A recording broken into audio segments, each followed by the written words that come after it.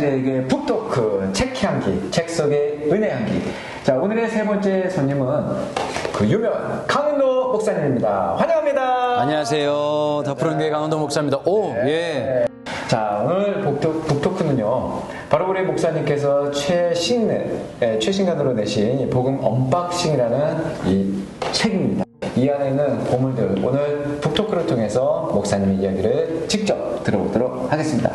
자, 목사님. 네. 목사님 근황을 좀 듣고 싶어요. 지금은 이제 동탄이라는 곳, 아마 지금 핫하게 있는 곳은 이동탄이고요. 네. 저희 교회가 있는 지역은 일동탄입니다. 네, 거기도 핫하죠. 일동탄에서 사역하시는 그 교회 이름은 더 푸른 교회입니다. 더 푸른 교회. 더 푸른 교회. 두 가지 의미인 거죠? 그냥 저희들은 much more. 가면 갈수록 더 풀어지는 교회. 네. 그렇게 그런 의미를 담고 있습니다. 자, 더 푸른 교회 담임 목사님, 우리 강은도 목사님과 오늘 책향기 꾸며볼까 하는데요. 네.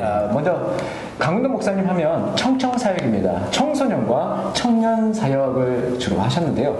왜 청년 사역과 청소년 사역, 청청사역을 하시게 된 계기가 무엇일까요? 큰 뜻이 있었던 것보다는요. 네. 처음 제가 대학교 1학년 때 1990년도에 신학과에 들어갔을 때 있었던 그 참 이름 알려지지 않은 선교단체가 청년 청년 사역을 했어요. 네. 근데 그게 시작이 됐던 것 같고, 그러면서 이제 그 지방에 있는 부산 경남 쪽에 있는 지방에 있는 청소년들 청년들을 위한 캠프를 하면서. 그리고 더 놀라운 건 어떻게 하려고 그런 것도 아닌데 계속 30년을 그렇게 청소년 청년들을 사역할 수 있도록 하나님께서 또 인도해 주셔서 그랬던 거죠. 네. 어떤 우연한 계기지만 그곳에 하나님의 은혜가 더해져서 청청사역을 계속 하실 수 있다. 힘들지 않으셨어요? 힘든 것보다 힘들었죠. 그러니까 늘 이제 그만둬야지 그러는데도 아시죠 목사님? 그게 이상한 매력이 있어요. 이게 좀 이런 표현이 아마 한양제일교회 성도님들한테 안 맞을 것 같은데 마약보다 더 센 매력. 마약보다 더 센 매력. 참 희한하게 애들 변화되는 모습을 보면 끊을 수 없는 그런 은혜가 있었던 것 같습니다. 그러셨군요. 목사님께서 특별히 동탄에서 더 푸른 교회를 개척을 하셨잖아요. 네네. 그렇게 청청사역을 계속 하셨는데 또 담임 목회까지 지금 하신단 말입니다. 네. 어떤 계기나 보람 소개해 주시겠어요? 계기라고 하는 게 아까도 말씀드렸지만 청소년 사역도 의도치 않게 시작을 했지만 개척도 마찬가지였거든요. 저희 아버님이 또 개척교회 목사님 출신이시고 PK이십니다. 네네. 개척에 대한 두려움이 있었는데 그냥 유튜브 설교를 한번 올려볼까? 그냥 이제 개척이라는 말은 너무 부담스러우니까요. 근데 그게 개척으로 이어질 거라고는 전혀 생각을 못 했었어요. 특별히 이 책 속에서 유진 피터스 목사님 이야기가 나왔었어요. 거기서 부모가 자라야 아이가 자란다라고 말씀하셨는데요. 특별히 코로나 시대 영상으로 신앙생활하는 부모와 또 가정의 아이들이 많이 있는데 목사님의 의견 듣고 싶습니다. 가정교육 도대체 어떻게 해야 하나요? 유진 피터스 목사님 책 중에 거룩한 10대, 거북한 10대라고 하는 책이 있어요. 그 책에 나오는 얘기입니다. 유진 피터스 목사님의 말씀 중에 그 말이 저한테 정말 감동이 됐어요. 내가 잘해야 된다. 내가 잘해야 된다. 대부분 엄마들은 애들 평가하기 바쁘거든. 얘는 이해가 안 돼. 어떻게 네 애비 닮았니?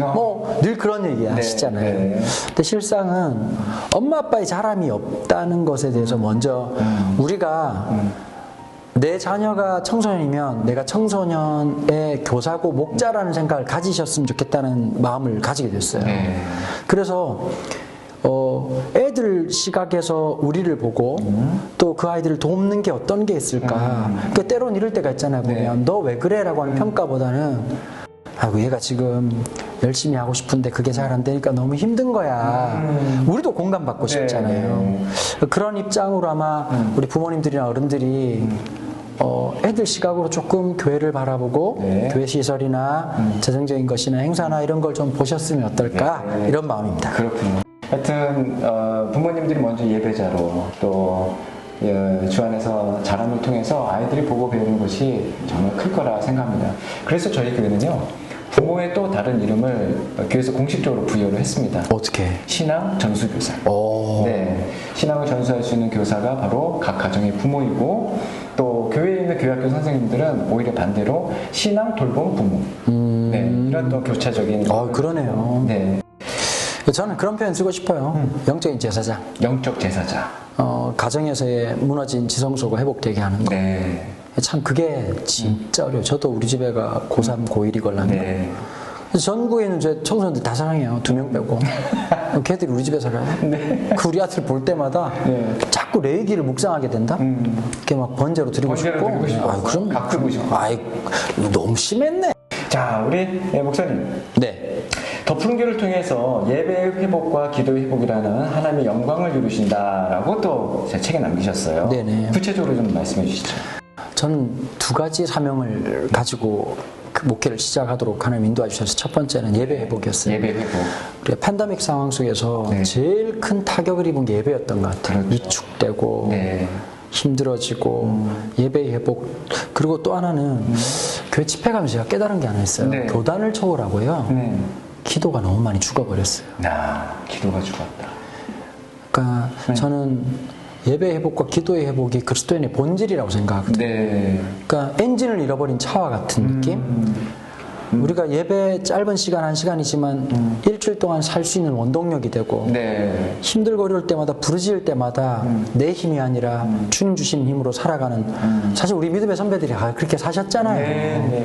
자, 목사님, 이 책에서 고난은 개인이 해결하지 못하고 교회 공동체를 통해 함께하고 또 교회와 더불어 사는 법을 배우라고 했습니다. 이 언택트 시대에 교회에서 멀어지지 않는 방법이 있다면 어떤 게 있을까요?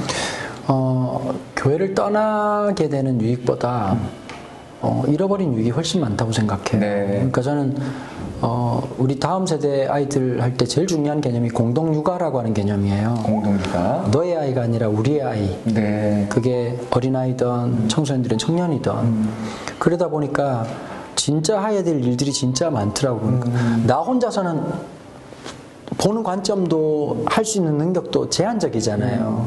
그런데 함께 하다 보면 또 다른 모습들 또 이런 게 있더라고요.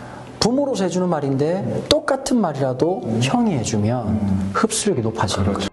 그런 모습을 보면서 그래서 저희들이 이제 청소년들을 위해 이번에도 우리 청소년 담당하시는 목사님 진짜 제가 노력해서 모시고 왔거든요. 네. 애들 사랑해 주시는 분. 그 다음에 우리 청년들을 위한 프로젝트도 많이 준비하고 있어요.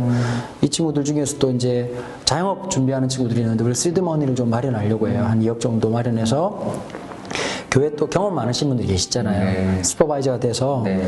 실제적으로 그러니까 요즘 청년들은 이직하는 것부터 시작해가지고 그 다음에 주택 구하는 거, 네. 그 다음에 장사하는 거, 어떻게 영업을 해야 되는지도 알려주는 정말 토탈 케어 서비스를 할 수 있는 그 시스템이 네. 어릴 때부터 우리가 그래서 저희가 방과후 학교라든지 이번에 키스 카페를 만든 것도 그랬고 그런 개념으로 접근하는 겁니다. 네.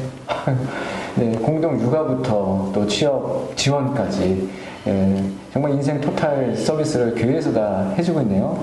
정말 기대되고 또 본이 되는 교회가 아닐 수 없습니다. 또 책 중에서 헨리 나운의 글이 나와요. 나를 따르라는 말은 예수님의 말씀 중에 가장 중요한 말씀이다. 코로나 시대에 힘들어하는 우리 신앙인들을 위해서 주님을 잘 따를 수 있도록 한 말씀 부탁드려도 될까요? 네, 지금 팬데믹 시작되고 난 다음에 고전적인 이게 방법이고 이게 길이었다라고 하는 모든 법칙과 포뮬러가 깨졌다는 생각이 들어요. 그러니까 이제 뭐 포스트 코로나 시대 얘기를 하고 이럴 거다 저럴 거다라고 하는 어썸션은 있지만 이게 길이라고는 누구도 말 못하거든요. 네. 근데 저는 예수님이 하신 가장 위대한 말씀 중에서 헨리 나웬이 그 얘기를 하거든요. 나를 따르라. 나를 따르라.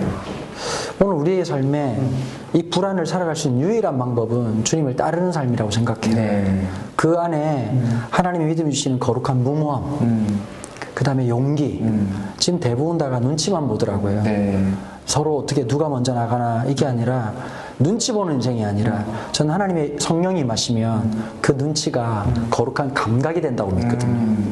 거룩한 말장난 같지만 감각이냐 눈치냐 분별력을 가지고 살아가는 것인가 아니면 늘 눈치 보고 주눅 들어 살아가는 것인가 주님과 함께 가기 시작할 때요 하나님 주신 가장 큰 선물 중에 하나가 난 용기라고 생각해요.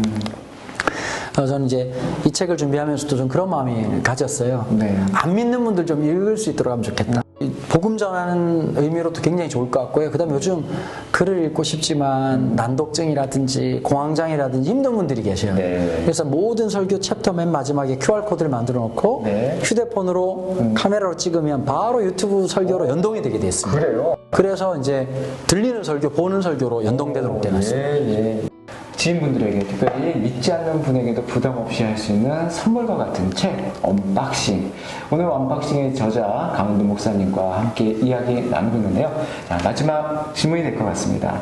이 시대를 살아가는 우리 청년들에게 이 격려와 또 위로의 말씀 한마디 해주실까요?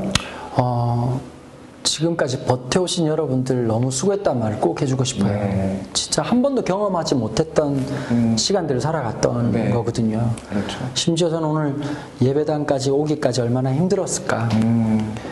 참 자리를 뜨고 일어나는 게 어렵거든요. 네. 그래도 예배 자리에 오고 그래도 오늘 하나님 은혜 앞에서 여전히 기대와 소망을 네. 안고 살아가는 우리 청년 여러분들을 정말 마음껏 축복하고 싶고요. 네. 그것만 해도 여러분들은 너무 대단한 일을 하신 겁니다. 아, 그렇군요. 예, 정말 그렇게 축복하고 싶습니다. 네, 대단한 일을 하신 여러분, 그 예배 자리에까지 나오기 위해서 용기와 결단, 박수 보내드립니다.